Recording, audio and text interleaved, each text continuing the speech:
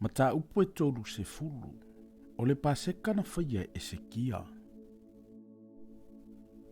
Walu le whea Esekia ia Israelu uma ato mayuta, o watusi atu tusi a e whareima ma Manase, ia o mai i lato i le whalu Yehova Yerusalema, e whaile paseka ia Yehova le atua o Israelu.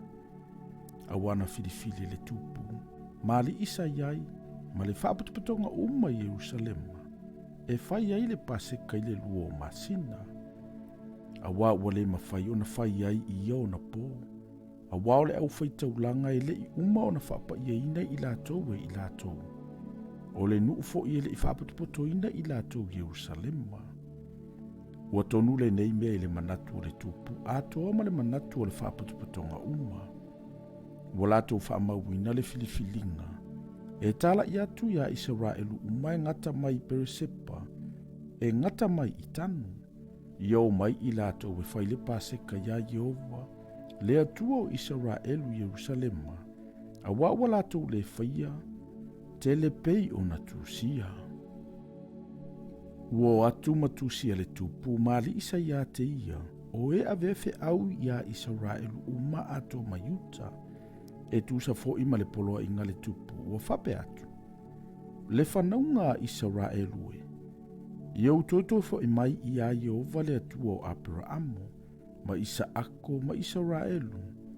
Ona toe fo imai lea o ia ia te outou o totoe. Ua sao i lima o tupu o Asuria. Awane i whaapeo o outou tama outou, ma whaapeo o outou uso, na anga salatu ia Yehova le atua o lātou tama. Ona tuina atua i leo i lātou e ia whaatafunaina, e peo na outou i lo atu. O le nei, a wale whaamaa o outou ua, e peo o outou tama. I outou tuina atu outou ia Yehova, ma o mai i lona malu o whapa ieina e ia e whaavavau. Ma ia au na ia Yehova lo outou atua, ina ia liliu ese ai ia te outou lona toa sātele. A whaitou te toe fo i mai ia Yehova, e alofa ina ai o outou uso, ma outou whanau i luma o e ua whaatangata o tawaina i lātou. Ma lātou toe fo i mai i le nei lawanuu. A wao Yehova lo outou atua, e alofa fua ma alofa muti vale, e le alofo i ona fofonga i a te outou, pe a whai tau te toe fo i mai i a te ia. O na uia tuai leo e avea fe au i lea a ai ma lea a ai le nuo e wharaima ma Manase, e o atu lava i se pulona. A wala tuta pisa i ate i lātou, ma whaatau emu i ate i lātou. Ai peitai, o isi tangata o Asera ma Manase ma se pulona, o lātou wha maulalo, ma uo mai ai Yerusalema. Sa iai fo i ai uta le a ao le atua e foa i mai ate i lātou le lotonga tasi. Ina ia whaia le poloa inga le tupu mali, e tusa ma le afionga Yehova. Ona whaaputupoto le o tangata o toa tele Yerusalema e whaia i le tausa minga o āreto e le whaafefeteina, i le lua o masina, o le whaaputupotonga e matua tele lava. Ona tutua i leo i lātou i lunga, ma lātou ave ese ina whata Faitaulanga, sai Yerusalema, ma whata uma e whaamua i mea manongi, ua lātou ave ese ina, ma lātou lafo atu ai i le alia o ke taurono. Ua lātou fasia fo i le paseka i di se fulu ma le whao aso, o le lua o masina. Sa masia si fo i le au Faitaulanga ma sa levi. Ona lātou whaapa ia ina leo i lātou, ma au mai ai o taulanga mu i le whaleo Yehova. Ua tutu i lātou i le mea tutu ai i lātou e pei o lātou masani. E tusa ma le tu la fonoa mose le tangata o le atua.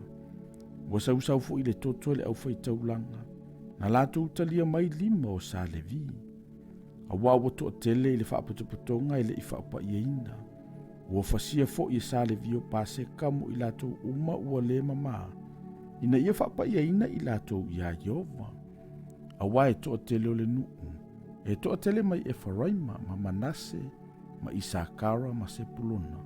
Wa lātou le whaamamai ate i lātou. A wa lātou a aile pase kai le tusa ma le ua tusia. a ua tatalo e se kia mo i latou ua whape atu.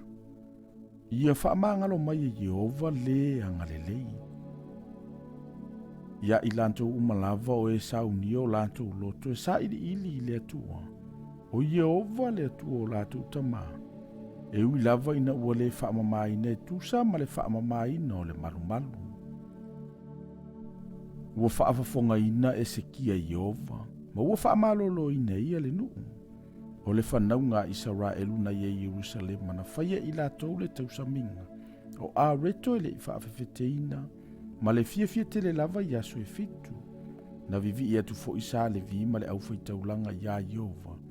I le aso ma le aso i la au pese, e vivi i atu wai i a Jehova. Ua whaamawhanawhana atu e se kia i sa le vi uma o e na o ao, ia mawhauwhau lele i a Jehova. Ua latou a aifo i le tausaminga i aso e fitu. O faitaulanga whaafetai, ma latou whaafetai atu i a Jehova le atua o latou tamaa. O na filifili le whaapetonga uma, e whai le tausaminga i nisi aso e fitu. Na latou whaia le i nisi aso e fitu ma le fia. A wana avatua e se kia le tupo yuta i le whaapetonga, o povi po e tasi le afe, ma mamu e fitu afe. Na avatua fo i li i le whaapetonga o povi po e tasi le afe, ma mamu e se furu afe. E to a telefo i o le au faitaulanga na whaapa ia ina i latou e i latou. Ua fia le whaapetonga o mo yuta, a toa ma le au faitaulanga ma sa le vi. Ma le whaapetonga uma na o mai nei Israelu. Tangata e sena o mai nei le nuo Israelu. Ma e sano no fo yuta.